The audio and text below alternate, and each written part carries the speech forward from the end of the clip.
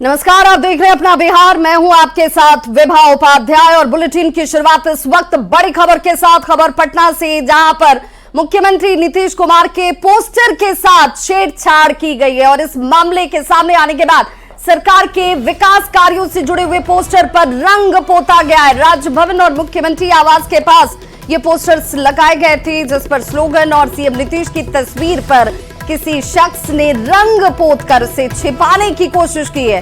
इस मामले के सामने आने के बाद अब कई गंभीर सवाल भी खड़े हो रहे हैं। जांच की बात अब कही जा रही है। तो ये वो तस्वीर, और इन तस्वीरों को देखकर आप समझ सकते हैं, ये वो तस्वीर है जहां पर मुख्यमंत्री नीतीश कुमार की तस्वीर अंकित की गई थी, कुछ स्लोगन्स लिखे गए थे, और इन तमाम स्लोगन्स और तस्वीरों को देखिए कैसे पोत कर छिपाने का प्रयास किया गया है। हालांकि ये कौन लोग हैं, किनकी तरफ से ये कार्य किया गया है, इसे लेकर अब जांच शुरू कर दी गई है। संवाददाता संजय हमारे साथ इस वक्त ज्यादा जानकारी के साथ फोन लाइन पर पटना से जुड़ गए हैं। संजय, अब तक की तफ्तीश या जानकारी में कोई जानकारी हाथ लग पाई कि आखिर ये शख्स कौन है जिसने इस तरीके से पूरे स्लोगन्स को ढकने का, छिपाने का प्रयास किया है? अभी पुख्ता बताया जा सकता है कि किन लोगों ने किया, लेकिन वाकई में ये जो तस्वीर है ये हैरान करती है। ये तस्वीर किस इलाके की है मैं आपको बता दूं, वीवीआईपी इलाका है ये।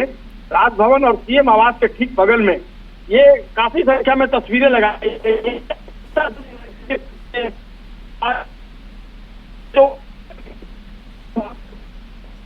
संजय, आप हमारे साथ बने रहिए। इस वक्त बीजेपी प्रवक्ता कुंतल कृष्णा जी जुड़ चुके हैं। कुंतल जी, बहुत स्वागत है आपका। आखिर ये राजधानी पटना में इस वीवीआईपी इलाके में ये कौन शख्स है और किस मानसिकता के लोग हैं जो मुख्यमंत्री के इस पोस्टर्स पर इस तरीके से कार्य कर रहे हैं? देखिए, तो वही लोग हैं जिन्होंने बिहार को इतने दिनों तक जंगल राज में रखा। ये माननीय मुख्यमंत्री के चेहरे पे ये कुछ नहीं कर रहे हैं। ये बिहार के विकास और बिहार के भविष्य पे फिर से कालिख लगाने की कोशिश है। राष्ट्रीय जनता दल के गुंडे हैं ये।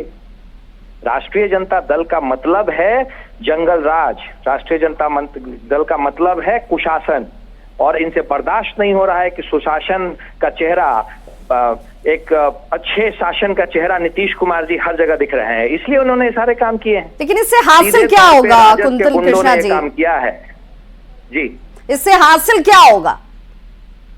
इससे उनको हासिल वही होगा जो पिछले 20 साल से होते आया है। बिहार की जनता अपनी बात को समझती है, और इन्होंने ये जो कार्य किया है ना, इसका इन्हें भुगतान करना पड़ेगा बहुत जल्दी।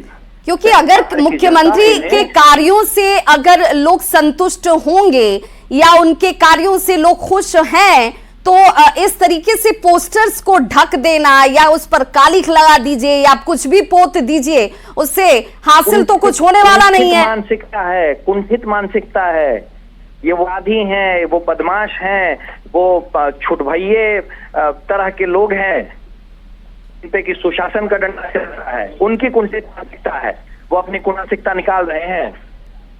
राष्ट्रीय जनता दल का इन लोगों के सरपंच, इन लोगों को ऐसा लगता है, पर ये जो भी लोग हैं, ये जो छुटभैया टाइप के, ये लफुआ टाइप के जो लोग हैं, इनको बहुत जल्द सुशासन का पता चल जाएगा।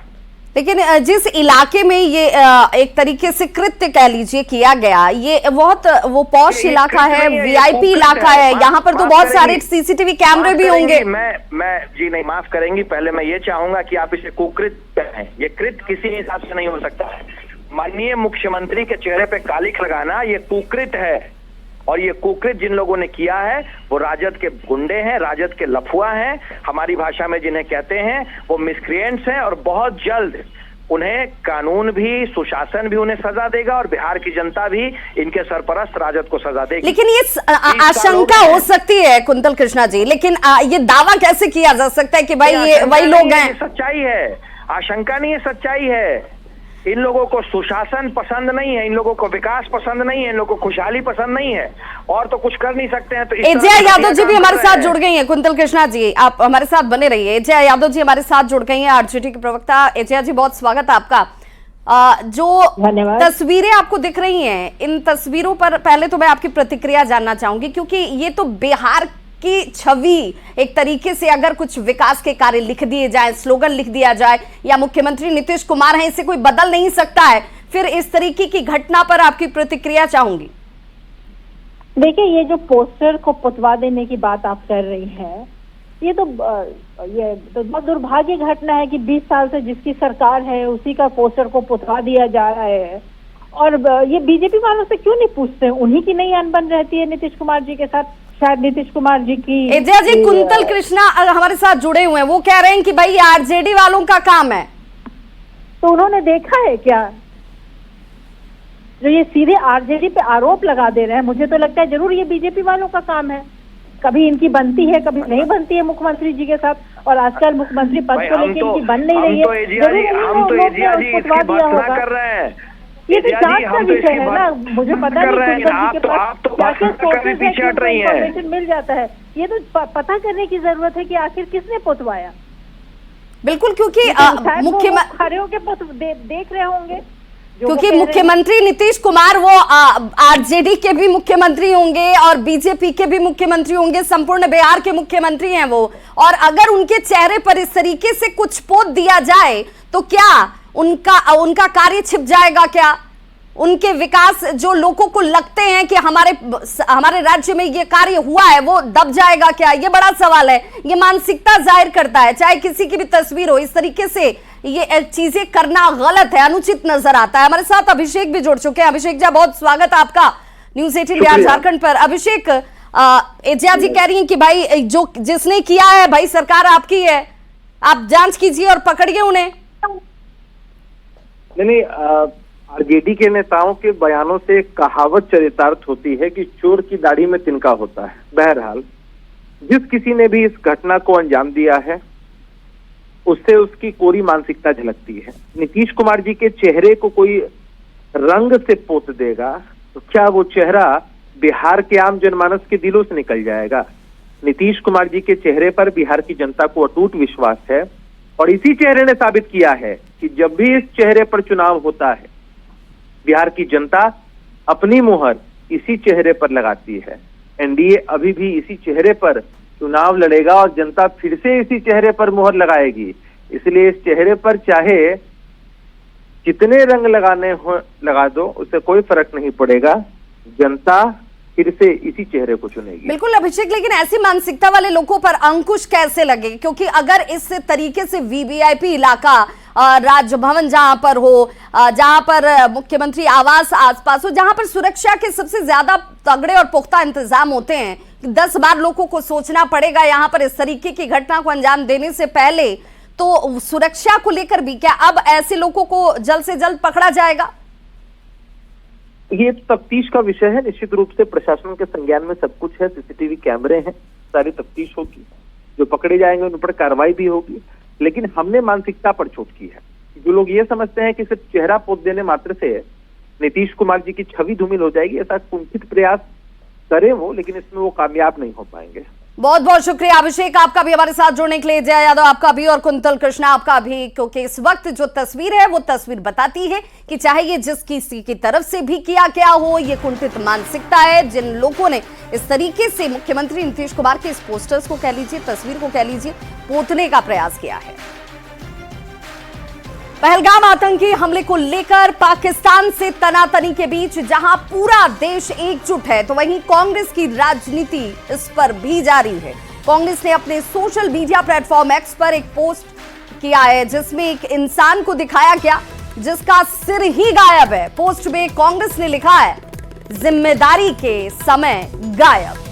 कांग्रेस का सोशल साइट एक्स पर यह पोस्ट आता है और बिना नाम लिए पीएम मोदी पर हमला किया जाता है कांग्रेस के इस पोस्ट के जरिए। और जरा देख लीजिए, ये वो पोस्ट है जो किया गया है जिसमें गायब आपको दिख रहा होगा लिखा हुआ, और गायब क्या है तो सिर गायब है। यहां अब सवाल उठता है कि जिस मसले पर सभी को एकजुट होना चाहिए, क्योंकि आतंक और आतंकवादियों का कोई धर्म नहीं होता, मजहब नहीं होता और उनके साथ किसी की कोई यारी नहीं हो सकती। वैसे मुद्दे पर, वैसे विषय, गंभीर विषय पर भी अगर हम बटे नजर आएंगे तो फिर ऐसे लोगों तक पहुंचेंगे कैसे, इस पर अंकुश कैसे लगाएंगे, ये बड़ा सवाल है। पहलगाम हमले के बाद कांग्रेस की तरफ से सोशल साइट एक्स पर इस पोस्ट का आना अपने आप में इसकी गंभीरता को हल्का कर देता है। तो ये तस्वीर बहुत कुछ अपने आप में बयां करती है। सवाल ये उठता है कि आखिर इस पोस्टर के जरिए बताने का प्रयास क्या किया जा रहा है, क्योंकि अब इस पोस्टर के सामने आने के बाद से इस पर सियासी बवाल भी मचा हुआ है। सवाल ये उठता है कि इस पोस्ट और इस तस्वीर के जरिए कांग्रेस क्या बताने की कोशिश कर रही है, क्योंकि वो ये कह रही है कि भाई जिम्मेदारी के समय गायब। आप इस पोस्ट में, इस तस्वीर में देख भी पा रहे होंगे कि जो तस्वीर दिखाई गई है उस तस्वीर से सिर गायब है और उसके ऊपर एक कैप्शन दिया गया है, गायब, जिम्मेदारी के समय गायब, जिसका सिर गायब है। पोस्ट में कांग्रेस ने इसी स्लोगन के साथ एक तरीके से कुछ बताने का प्रयास किया है कि जहां पर सुरक्षा के दृष्टिकोण से लोगों को होना चाहिए था, वहां पर उस वक्त लोगों की मौजूदगी नहीं थी। लेकिन क्या ये तरीका, ये प्लेटफॉर्म पर इस तरीके से जाकर पोस्ट के जरिए लिखा जाना, क्या इसकी गंभीरता को हल्का नहीं करता, ये सवाल भी है। कांग्रेस के इस पोस्ट पर अब सियासी बवाल इसलिए हम कह रहे हैं कि मचा हुआ है। एनडीए नेताओं ने एक सुर में कांग्रेस पर हमला किया और ऐसे संवेदनशील मामले में राजनीति नहीं करने की नसीहत दी। जनता जानती है कि नरेंद्र मोदी की सरकार कितना सजग होकर इस भारत को चलाने का काम कर रही है, और स्वाभाविक है विपक्ष अपनी बात रखता रहेगा। विपक्ष के नेता का ही अता पता नहीं रहता है देश के लोगों के। अपनी जिम्मेदारियों का एहसास करने की जगह दूसरों को जिम्मेदारियों का पता करने में व्यस्त रहती है पार्टी। इसी के कारण पिछले 11 साल में ऐसा नैतिक पतन होते चला गया कि ट्रिपल डिजिट में नहीं आ पा रहे हैं। अपना सबसे सर्वश्रेष्ठ खराब प्रदर्शन करते हैं और तब भी अपनी जिम्मेदारियों को नहीं समझ पाते हैं। ये गलत है इस तरीके से। जैसा मैंने कहा कि एक सेंसिटिव विषय है और मुझे लगता है इसकी सेंसिटिविटी को समझना विपक्ष की भी उतनी बड़ी जिम्मेदारी है। कल जिस तरीके से उमर अब्दुल्ला जी का जम्मू कश्मीर की विधानसभा में जिस तरीके से उनका बयान रहा, इस तरीके की गंभीरता की फिलहाल जरूरत है। देखिए, मुझे ऐसा लगता है इससे शर्मनाक और घटिया कोई हरकत नहीं हो सकती है। कांग्रेस पल्ले भी नहीं झाड़ सकता है, इसलिए कि उनके ऑफिशियल एक हैंडल से इसे जारी किया गया है। और आप देश के नेतृत्व करता कि अगर तस्वीर है ये, तो मुझे लगता है ये आज पूरे देश का उन्होंने अपमान किया है। और जितना हिंदुस्तान में लोग देख रहे होंगे। और इस वक्त की बड़ी खबर, कांग्रेस अध्यक्ष मल्लिकार्जुन खड़गे और नेता प्रतिपक्ष राहुल गांधी ने प्रधानमंत्री नरेंद्र मोदी को पत्र लिखा है। पत्र में संसद के दोनों सदनों में विशेष सत्र बुलाकर 22 अप्रैल को हुए पहलगाम आतंकी हमले पर चर्चा की मांग की गई है। तो सदन में विशेष सत्र बुलाने की मांग इस वक्त की गई है कांग्रेस की तरफ से। मल्लिकार्जुन खड़गे और राहुल गांधी की तरफ से एक पत्र लिखा जाता है प्रधानमंत्री नरेंद्र मोदी को, और ये पत्र इस वक्त आपके टीवी स्क्रीन पर भी, जिसे आप देख पा रहे होंगे, जिसमें विशेष सत्र बुलाने की मांग की गई है और पहलगाम जो आतंकी हमला है उस हमले पर चर्चा की मांग रखी गई है।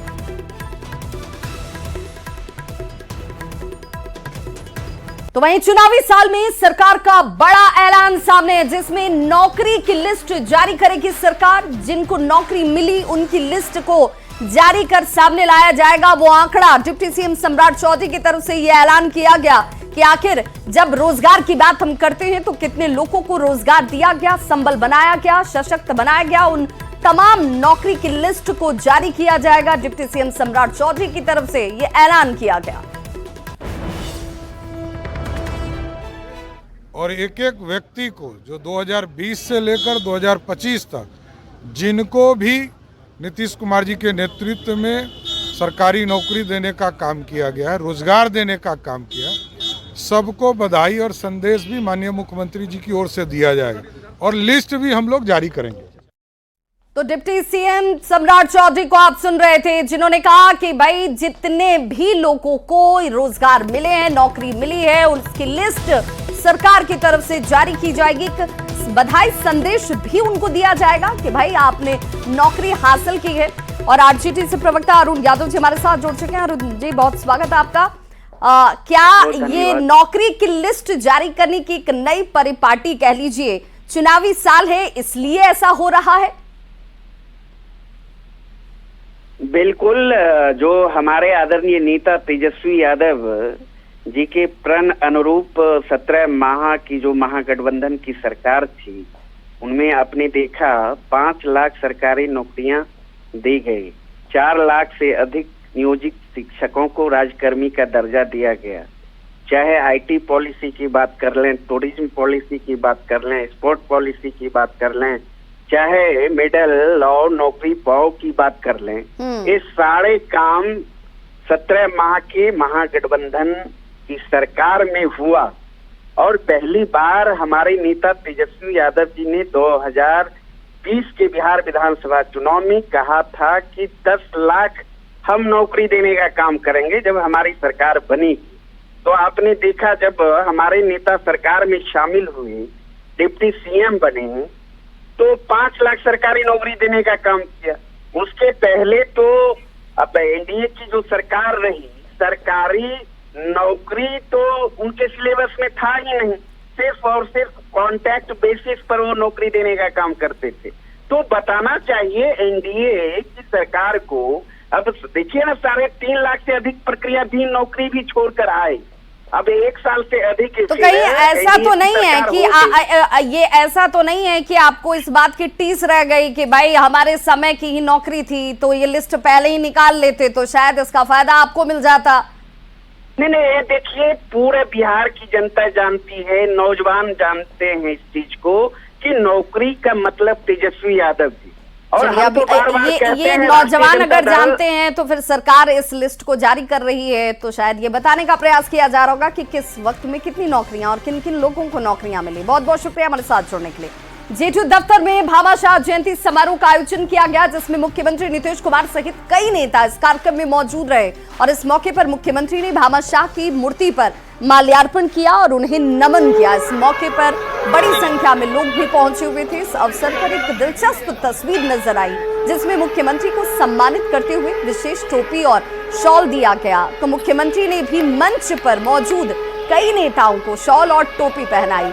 इस मौके पर मौजूद लोग भी काफी उत्साहित नजर आए। सभी महापुरुषों की जयंती पहले से भी मनाते आ रहे हैं और लगातार जो है भामा साहब की पूर्व में भी जयंती पार्टी के द्वारा मनाई जाती थी और इस बार भी मनाई जा रही है। पार्टी में जो मानने वाले हैं उनको तो सब लोग इसकी जयंती मनाते हैं और माननीय मुख्यमंत्री जी का भी आगमन हुआ था, आपने देखा है। मुख्यमंत्री जी ने जितने लोग थे सबको सम्मान दिए और जो लोग मुख्यमंत्री जी को पगड़ी और शॉल ओढ़ा रहे थे, खुद मुख्यमंत्री जी ने सभी लोगों को सम्मान, खुद अपने नहीं ओढ़ के सब लोग को सम्मानित किया।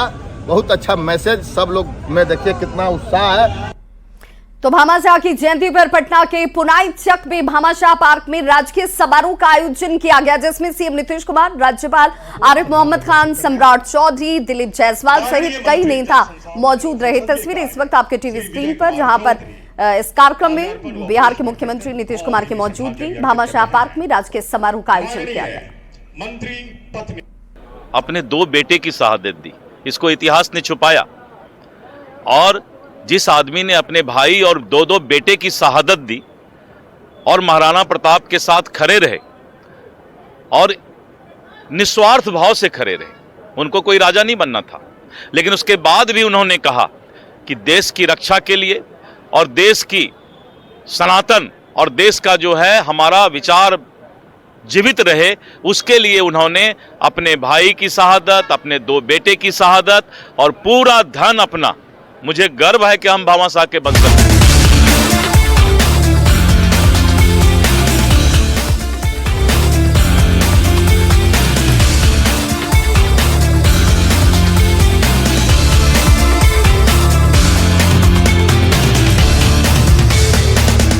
तो बात आईपीएल के चमकते सितारे और बिहार के लाल वैभव सूर्यवंशी की। जी हां, आईपीएल में वैभव सूर्यवंशी का कमाल हर तरफ धमाल मचा रहा है। सीएम नीतीश कुमार ने वैभव सूर्यवंशी को इस कार्य के लिए बधाई दी। भारतीय क्रिकेट की नई उम्मीद बन चुके हैं वैभव सूर्यवंशी। मुख्यमंत्री की तरफ से कहा गया सभी को वैभव सूर्यवंशी पर गर्व है। फोन पर बात भी मुख्यमंत्री नीतीश कुमार ने की वैभव सूर्यवंशी से और बधाई दी, जिसमें बिहार सरकार वैभव को अब सम्मान राशि भी देने वाली है। 10 लाख रुपए की सम्मान राशि वैभव को दी जाएगी।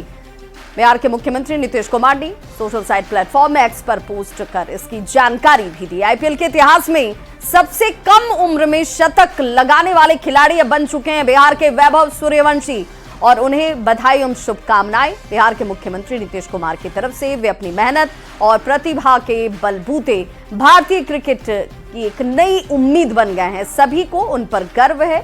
वैभव सूर्यवंशी और उनके पिताजी से वर्ष 2024 में कर्णे मार्ग में मुलाकात हुई थी तथा उस समय मैंने उनके उज्जवल भविष्य की कामना की थी।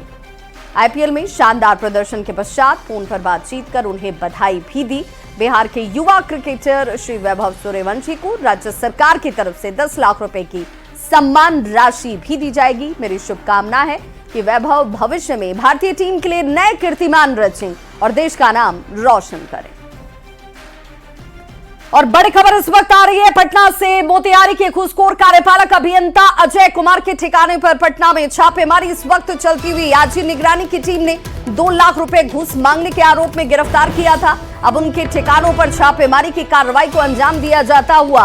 अजय कुमार मोतिहारी में योजना एवं विकास विभाग में कार्यरत हैं। अजय कुमार पर आरोप है कि वो पंचायत सरकार भवन के 60 लाख रुपए की योजना की पहली किस्त के भुगतान के बदले घूस ले रहे थे। और संवाददाता अमित हमारे साथ इस वक्त ज्यादा जानकारी के साथ फोन लाइन पर जुड़ चुके हैं पटना से। अमित, एक बड़ी कार्रवाई एक और घूसखोर अधिकारी के ऊपर। देखिए, निश्चित तौर पे सरकार लगातार ये बात कहती आ रही है कि भ्रष्ट अधिकारियों को ऊपर जो है वो कार्रवाई होगी। लोक सेवक जो भी अपने पद का दुरुपयोग करेंगे उनको बख्शा नहीं जाएगा। और आज इसी क्रम में ये जो शख्स हैं मोतिहारी में कार्यपालक अभियंता हैं योजना एवं विकास विभाग में, और अजय कुमार इनका नाम है।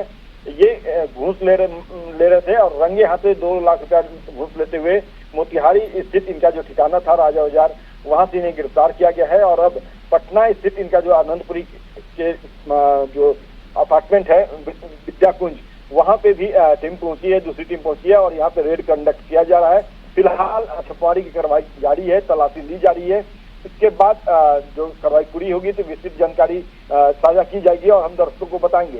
लेकिन सबसे और अहम और बड़ी बात यही है कि जो लोक सेवक है, ऐसे कई भ्रष्ट अधिकारी हैं जिनकी शिकायत जब भी निगरानी के पास पहुंचती है तो निगरानी तत्काल बिल्कुल, और अब इनके ऊपर शिकंजा कसा जाना शुरू कर दिया गया। बहुत बहुत शुक्रिया अमित इस तमाम जानकारी के लिए। कटिहार पुलिस सवालों के घेरे में है। सवाल कोई और नहीं, पूर्व deputy CM Tarkishore Prasad, MLC Ashok Agarwal, Pranpur विधायक निशा सिंह ने उठाए हैं। 26 अप्रैल को शराब तस्करी में गिरफ्तार युवक जो है सूरज को छुड़ाने के लिए नवादा गांव के लोगों ने थाने पर ही हमला कर दिया था और इसी मामले में पुलिस पर बीजेपी प्रखंड अध्यक्ष आलोक चौहान के घर तोड़फोड़ करने और महिलाओं के साथ अभद्र व्यवहार करने का आरोप लगा। बीजेपी इस मामले में पुलिस कर्मियों पर कार्रवाई की अब मांग कर रही है। जिस प्रकार से उन्होंने भद्रतापूर्ण व्यवहार किया है वो तो सबसे ज्यादा शर्मनाक है। हम सब एनडीए सरकार के विधायक हैं, लेकिन हमको भी अपने पुलिस प्रशासन पर शर्म आ रही है कि डंडखोरा पुलिस स्टेशन के पदाधिकारियों के द्वारा एक वरीय अधिकारी के नेतृत्व में इस प्रकार की घटना का अंजाम दिया जाएगा। ये काफ़ी निंदनीय घटना है, लेकिन पुलिस के द्वारा जिस तरीके से मुखिया जी के घर को, पूर्व मुखिया जी संजीव के परिवार को, उनकी 4 बेटियों को, हमारी बेटियों को, और जो हमारे मुखिया की पत्नी है एसटी समाज से आती है, उनको जिस तरीके से बुरी तरह बेरहमी से मारा गया, ये काफी निंदनीय है। एक मने कि ऐसी कोई लेडीज नहीं बची जिनको लोग ने नहीं मारा, और बच्चियों को भी मारा गया और उनको कैरियर का धमकी दिया गया कि अगर हम तुम लोग पे केस कर देते हैं, एफआईआर दर्ज करा देंगे तो तुम्हारा कैरियर खराब हो जाएगा। तो क्या प्रशासन के पास इतनी ताकत है कि आप किसी का करियर बर्बाद कर सकते हैं? और क्या प्रशासन ऐसा भी कर सकती है? तो ये प्रशासन नहीं, आतंकवादी ही आए थे यहाँ पर। तो इस बुलेटिन में बस इतना ही, लेकिन न्यूज़ 18 बिहार झारखंड पर खबरों का सिलसिला लगातार जारी है।